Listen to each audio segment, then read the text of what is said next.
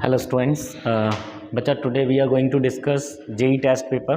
Okay, so बच्चों सब first of all first question की बात करते हैं, राइट ना. सो बच्चों इसमें फर्स्ट क्वेश्चन जो आपका है, ठीक है, वो क्या है sir? The movement of inertia, right ना, मैक्सिमम मूवमेंट ऑफ इनर्शिया पूछा है हमसे. तो बेटा हमको एक डिस्क दिया हुआ है, डिस्क पर 4 पॉइंट्स दिए हुए हैं. सो हम जानते हैं कि movement of inertia about the centre कितना होता है, mr²/2 for a disc. Okay, mass m है, रेडियस r है. ओके, अगर बच्चों आप ध्यान दीजिएगा, अगर इसके अबाउट हमें mr²/2 मालूम है, दैट्स व्हाई हमें सेंटर ऑफ मास के अबाउट मालूम है. ओके, अब बच्चों हमसे पूछा है कि मूवमेंट ऑफ इनर्शिया किसके अबाउट मैक्सिमम होगा. दैट्स हम A B C and D के अबाउट निकाल के देख लेते हैं. ठीक है बच्चों, जब हम बी के अबाउट निकालेंगे तो हमें पैरेलल एक्सिस थ्योरम लगानी पड़ेगी. इसीलिए यहाँ पर हमने पैरेलल एक्सिस थ्योरम को पुट किया. पुट करने के बाद हमने देखा कि सर हमारे पास 3/2 mr² आएगा और सेम थिंग इनके लिए आएगा. Point clear. सो बच्चों आप ध्यान दें कि सबसे मैक्सिमम डिस्टेंस केवल इसी पॉइंट की है, इसीलिए इस पर मूवमेंट ऑफ इनर्शिया क्या होगा बेटा, मैक्सिमम होगा, जो कितना आया है मेरे पास 3/2 mr². ओके, सो मेरा आंसर क्या हो जाएगा यहाँ पे, ए हो जाएगा. ठीक है, लेकिन बेटा अगर ये क्वेश्चन अनदर वे में आना चाहेगा, अगर इसको थोड़ा सा चेंज किया जाए according to the examiner, right ना, तो बेटा ये क्वेश्चन इस टाइप से भी पूछा जा सकता है जिसका आंसर ये होगा, या ऑप्शंस आपको इक्वालिटी की फॉर्म में दिए जाएंगे. पॉइंट क्लियर है, चलेगा. क्वेश्चन नंबर सेकंड की बात करते हैं बेटा. क्वेश्चन सेकंड में आपसे पूछा गया है the torque on the wheel become zero, right ना. किसी व्हील पर टॉर्क कब जीरो हो जाएगा, तो उस टाइम पीरियड को आपको पूछा है. सो बेटा थीटा आपको गिवन है ऑलरेडी, और ओमेगा हम निकाल सकते हैं डिफरेंशिएशन करके, तो अल्फा इजिकल टू इतना आएगा. Point clear. बेटा हम जानते हैं tau is equal to I alpha होता है, दैट इज इक्वल्स टू 0. हमें अकॉर्डिंग टू क्वेश्चन करना है.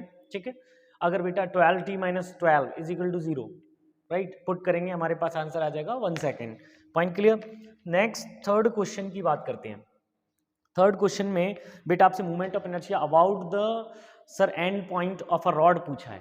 सो बेटा ये हमारे पास एक रॉड है जिसका मास कितना है बेटा, मेरे पास m है.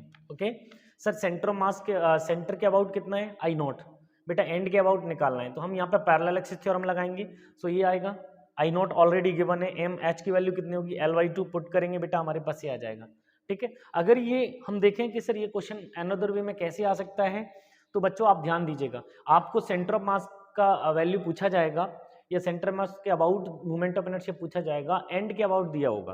ठीक है, अगर गिवन है तो बेटा हम इस तरीके से इसको कैलकुलेट करेंगे सेम थिंग में, और हमको IC चाहिए, दैट्स वाई इसको इधर लेके आएंगे, सब्ट्रैक्ट करेंगे, जिसका आंसर हमारे पास हो जाएगा I एंड माइनस ml²/4.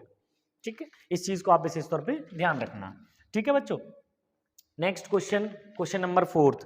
बेटा क्वेश्चन नंबर 4 में ये बोला गया है कि हमने टेंशन को इंक्रीज करके इस रेडियस को बाई 2 फैक्टर कम कर दिया है, राइट ना. सो 2 फैक्टर कम कर दिया, दैट्स वाई हम ये कहेंगे कि सर इसे r/2 कम कर दिया या r/2 कर दिया इसको. ठीक है, अगर इसको r/2 कर दिया है तो आप बताइएगा tension passing through the centre. जब टेंशन सेंटर से पास होगा तो टेंशन के द्वारा जो टॉर्क जनरेट होगा वो क्या होगा, जीरो होना चाहिए. That's why external torque zero. So angular momentum क्या होगा, कंजर्व. जब एंगुलर मोमेंटम कंजर्व होता है तो हम जानते हैं I1 ω1 इजिकल टू I2 ω2 लगा सकते हैं. Point clear. सो बेटा हम यहाँ से देखेंगे कि हमारी स्पीड कितना टाइम्स इंक्रीज हो गई है, सर 4 टाइम्स. जब एंगुलर स्पीड 4 टाइम्स इंक्रीज हो गई है, दैट्स वाई हम कह सकते हैं kinetic energy half I ω². Value put करते हैं, ओमेगा आई की वैल्यू पुट करते हैं, mr²/4 ये होगा, और ये 16 ω². दैट्स वाई हम देख रहे हैं कि सर जो काइनेटिक एनर्जी है after decreasing the radius increase by 4 times या 4 फैक्टर इंक्रीज हो जाएगी. पॉइंट क्लियर है, दैट्स वाई आंसर हमारा ये हो जाएगा. अच्छा बच्चों क्वेश्चन नंबर 5 की बात करते हैं. क्वेश्चन नंबर 5 में आपसे पूछा गया है the direction of momentum, right ना. तो बच्चों आप अच्छे से जानते हैं डायरेक्शन ऑफ मोमेंटम किस टाइप से निकालते हैं. हम जानते हैं कि सर एंगुलर मोमेंटम कितना होता है, r×p. दैट्स वाई हम लिख सकते हैं RMB sin थीटा. बट बच्चों आप ध्यान दीजिएगा, जब हम इसमें राइट हैंड रूल की बात करते हैं, राइट, तो इस केस में देखिएगा ये मोमेंटम इस तरीके से मूव करा रहा है और रेडियस कितनी r. दैट्स वाई हम ये देखेंगे कि हमारा जो थंब है वो किसकी डायरेक्शन बताएगा, सर एंगुलर मोमेंटम की. Point clear. ठीक है, नेक्स्ट क्वेश्चन नंबर 6 की बात करते हैं. क्वेश्चन नंबर 6 में radius of gyration of a solid पूछा है आपसे, ठीक है। क्वेश्चन में तो भाई सॉलिड सिलेंडर के लिए तो हम जानते हैं एम के स्क्वायर रेडियस ऑफ गायरेशन की फॉर्म में होता है, जैसे हम लिख सकते हैं एम आर स्क्वायर बाई 2। बेटा हम इसको कैलकुलेट करेंगे, कैलकुलेट करने के बाद ये आ जाएगा। कभी कभी बच्चों इसका आपसे रेशियो भी पूछ लिया जाता है, radius of gyration and radius का, ठीक है। तो बेटा ये आ जाएगा आपके पास आंसर, ठीक है। इस चीज को आप ध्यान रखिएगा, चलेगा। क्वेश्चन नंबर 7 की बात करते हैं। क्वेश्चन नंबर 7 में क्या दिया है सर, आपसे क्वेश्चन नंबर 7 में पूछा गया है कि 3 आइडेंटिकल बॉल्स हैं या कोई डिस्क है, ठीक है, आइडेंटिकल डिस्क है, ओके सर, या स्फीयर है, कुछ भी हो सकता है बेटा। क्वेश्चन में अभी आपको स्फीयर दिया हुआ है, ये डिस्क भी हो सकते हैं, राइट ना, ये बेटा आपका रिंग भी हो सकता है, ठीक। तो आप इस बात को ध्यान रखिएगा, हॉलो स्फीयर भी हो सकते हैं। लेकिन आइडेंटिकल का मीन्स क्या होता है सर, मास एंड रेडियस क्या है, सेम है। जब मास एंड रेडियस सेम होगा उस केस में हमको इस P पॉइंट से, इसका जो सेंटर P है, यहाँ से सेंटर ऑफ मास की क्या निकालना है बेटा, डिस्टेंस निकालनी है, या सेंटर ऑफ मास का डिस्टेंस यहाँ से निकालना है। तो आप बताइएगा, ये 3 बॉल्स हैं, आइडेंटिकल हैं, दैट्स व्हाई हम कह सकते हैं कि लीनियरली अगर अरेंज है तो इनका सेंटर ऑफ मास मिड में होना चाहिए, Q पर होना चाहिए, ओके। यही हमसे पूछा है, कहाँ से, P से। तो बच्चों वही बेसिक फार्मूला हम लगाते हैं, the X centre of mass of from P point, mx1 plus mx2 plus mx3 upon m1 plus m2 plus m3 which is equals to the m, okay. So हम इसको लिख दिए 3m। भाई x1 कितना होगा यहाँ पर, कोऑर्डिनेट 0, x2 का कोऑर्डिनेट कितना होगा, PQ के इक्वल्स टू में, और x3 का कोऑर्डिनेट कितना होगा बेटा, PR के इक्वल में। बेटा हम इसको m को कट कर देंगे, कट करने के बाद हमारे पास क्या मिलेगा, PQ plus PR upon 3। Point clear है। तो इस चीज को आप विशेष तौर पे ध्यान रखेंगे, ठीक है, चलेगा। नेक्स्ट क्वेश्चन की बात करते हैं बेटा। सिस्टम का एक्सेलरेशन पूछा है आपसे। बेटा एक सिस्टम है जो पुली से कनेक्टेड है, एक m मास है, एक 3m मास है।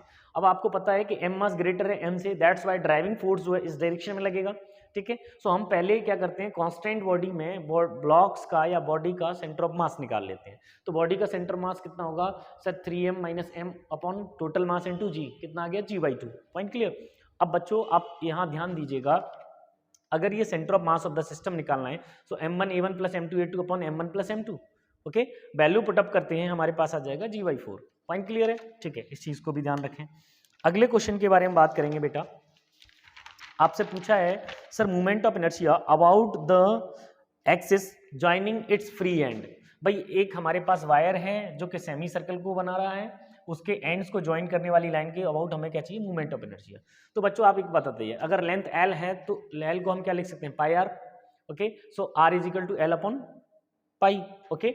अब बच्चों आप ध्यान दीजिएगा, हम जानते हैं movement of inertia about the centre कितना होता है सर, mr², ठीक है।